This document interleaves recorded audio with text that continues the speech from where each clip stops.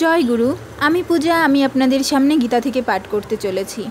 ওম তৎসৎ। সর্বকর্মা ফলম শ্রীকৃষ্ণার্পণমস্তু। ওম নমঃ ভগবতে বাসুদেবায়। ওম অখণ্ডমণ্ডলাকারं व्याप्तं येन चराचरं तत्पदं दर्शितं येन तस्मै श्रीगुरवे नमः। हे कृष्ण करुणा सिंधु दीनबंधु जगतपते गोपेश गोपिका कांत राधाकांत नमस्तुते। श्रीमद् भगवद गीता अथ गीता प्रथम अध्याय विषाद योग। श्लोक नং 32, 33, 34 और 35। किं न राज्येन गोविंद किं भोगर्जीवितेन वा येषामर्थे काङ्क्षितं न राज्यभोगसुखानि च।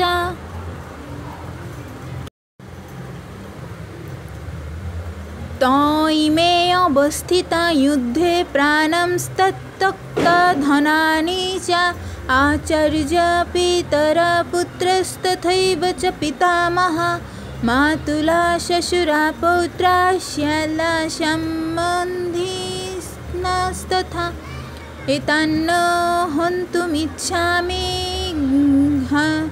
घनत अपि मधुसूदन अपि त्रैलोक्यराज्यस्य हेतो किं नु मोहे कृते निहत धृतराष्ट्रस्य का प्रीति सज्जनार्दन। অনুবাদ। হে গোবিন্দ, আমাদের রাজ্যে কি প্রয়োজন, আর সুখভোগ বা জীবন ধারণেরই বা কি প্রয়োজন, যখন দেখছি যাদের জন্য রাজ্য ও সুখভোগের কামনা তারা সকলেই এই রণক্ষেত্রে আজ উপস্থিত। হে মধুসূদন, যখন আচার্য পিতৃব্য পুত্র পিতামহ মাতুল শ্বশুর পৌত্র শ্যালক ও আত্মীয় স্বজন সকলেই প্রাণ ও ধনাদির আশা পরিত্যাগ করে আমার সামনে যুদ্ধে উপস্থিত হয়েছেন, তখন তারা আমাকে বধ করলেও আমি তাদের হত্যা করতে চাইব কেন? হে সমস্ত জীবের প্রতিপালক জনার্দন, পৃথিবীর তো কথাই নেই, এমনকি সমগ্র ত্রিভুবনের বিনিময়েও আমি যুদ্ধ করতে প্রস্তুত নই। ধৃতরাষ্ট্রের পুত্রদের নিধন করে কি সন্তোষ আমরা লাভ করতে পারব? তাৎপর্য: অর্জুন শ্রীকৃষ্ণকে গোবিন্দ নামে সম্বোধন করেছেন, যেহেতু শ্রীকৃষ্ণ অর্থাৎ গরু ও ইন্দ্রিয়গুলিকে আনন্দ দান করেন। এই তাৎপর্যপূর্ণ নামের দ্বারা তাকে সম্বোধন করার মাধ্যমে তিনি প্রকাশ করেছেন কিসে তার নিজের ইন্দ্রিয় তৃপ্ত হবে। বাস্তবিক পক্ষে গোবিন্দ নিজে আমাদের ইন্দ্রিয়গুলিকে তৃপ্ত করেন না, কিন্তু আমরা যদি গোবিন্দের ইন্দ্রিয়গুলিকে তৃপ্ত করি তবে আমাদের ইন্দ্রিয়গুলি আপনা থেকেই তৃপ্ত হয়ে যায়। দেহাত্মবুদ্ধি সম্পন্ন মানুষেরা তাদের নিজেদের ইন্দ্রিয়গুলির তৃপ্তি সাধন করতে ব্যস্ত এবং তারা চায় ভগবান তাদের ইন্দ্রিয়গুলির সব রকম তৃপ্তির যোগান দিয়ে যাবেন। যার যতটা ইন্দ্রিয় তৃপ্তি প্রাপ্য ভগবান তাকে তা দিয়ে থাকেন, কিন্তু তা বলে আমরা যত চাইব ভগবান ততই দিয়ে যাবেন মনে করা ভুল।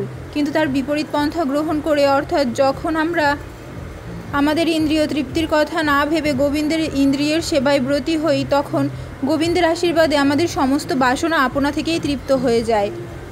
আত্মীয় স্বজনের প্রতি অর্জুনের গভীর মমতা তার স্বভাবজাত করুণার প্রকাশ, এবং এই মমতার বশবর্তী হয়ে তিনি যুদ্ধ করতে নারাজ হন। প্রত্যেকেই নিজের সৌভাগ্য ও ঐশ্বর্য তার বন্ধুবান্ধব ও আত্মীয় স্বজনকে দেখাতে চায়, কিন্তু অর্জুন যখন বুঝতে পারলেন যুদ্ধে তার সমস্ত আত্মীয় স্বজন নিহত হবে এবং যুদ্ধের শেষে সেই যুদ্ধলব্ধ ঐশ্বর্য ভোগ করবার জন্য তার সঙ্গে আর কেউ থাকবে না, তখন ভয়ে ও নৈরাশ্যে তিনি মুহ্যমান হয়ে পড়েন। সাংসারিক মানুষের স্বভাবই হচ্ছে ভবিষ্যৎ সম্বন্ধে এই ধরনের হিসাব নিকাশ এবং জল্পনা কল্পনা করা, কিন্তু অপ্রাকৃত অনুভূতি সম্পন্ন জীবন অবশ্য ভিন্ন ধরনের। তাই ভগবত ভক্তের মনোভাব সম্পূর্ণ ভিন্ন। ভগবানকে তৃপ্ত করাটাই হচ্ছে তার একমাত্র ব্রত। তাই ভগবান যখন চান তখন তিনি পৃথিবীতে সব রকম ঐশ্বর্য গ্রহণ করতে কুণ্ঠিত হন না, আবার ভগবান যখন চান না তখন তিনি একটি কর্পদকও গ্রহণ করেন না। অর্জুন সেই যুদ্ধে তার আত্মীয় স্বজনদের হত্যা করতে চাননি, এবং তাদের হত্যা করাটা যদি একান্তই প্রয়োজন থাকে তবে তিনি চেয়েছিলেন শ্রীকৃষ্ণ স্বয়ং তাদের বিনাশ করুন। তখনও অবশ্য তিনি জানতেন না যুদ্ধক্ষেত্রে আসার পূর্বেই ভগবান শ্রীকৃষ্ণের ইচ্ছায় তারা সকলেই হত হয়ে আছে এবং সেই ইচ্ছাকে রূপ দেবার জন্য তিনি ছিলেন কেবল একটি উপলক্ষ মাত্র। পরবর্তী অধ্যায়গুলিতে এই কথা বিশদভাবে বর্ণনা করা হয়েছে। ভগবানের শুদ্ধ ভক্ত অর্জুনের কোনো ইচ্ছাই ছিল না তার দুর্বৃত্ত ভাইদের ওপর প্রতিশোধ নেবার, কিন্তু ভগবান চেয়েছিলেন তাদের সকলকে বিনাশ করতে। ভগবানের ভক্ত কখনোই কারো প্রতি প্রতিহিংসা পরায়ণ হন না। অন্যায়ভাবে যে তাকে প্রতারণা করে তার প্রতিও তিনি করুণা বর্ষণ করেন, কিন্তু ভগবানের ভক্তকে যে আঘাত দেয় ভগবান কখনোই তাকে সহ্য করেন না। ভগবানের শ্রীচরণে কোনো অপরাধ করলে ভগবান তা ক্ষমা করতে পারেন, কিন্তু তার ভক্তের প্রতি অন্যায় ভগবান ক্ষমা করেন না। তাই অর্জুন যদিও সেই দুর্বৃত্তদের ক্ষমা করতে চেয়েছিলেন তবুও ভগবান তাদের বিনাশ করা থেকে নিরস্ত হননি। ওম গঙ্গা গীতাশ্চ সাবিত্রী সীতা সত্যপতিব্রতা ব্রহ্মবলী ব্রহ্মবিদ্যা ত্রিসন্ধ্যা মুক্তিগেহিনী अर्धमात्र चिदानंद भवग्नि भ्रांतिनाशिनी वेदत्रयी परानंद तत्तर्थ ज्ञान मंजरी। ओम सर्वे भवन्तु सुखिनः सर्वे सन्तु निरामया सर्वे भद्राणि पश्यन्तु मा कश्चित् दुःखभाग् भवेत्। ओम शांति ओम शांति ओम शांति। पृथिवीर सकल प्राणी शांति लाभ करुक। जय गुरु। ओम यदक्षरं परिभ्रष्टं मात्राहीनं च यद्भवेत् पूर्णं भवतु तत्सर्वं प्रसादात् जनार्दन। जय गुरु।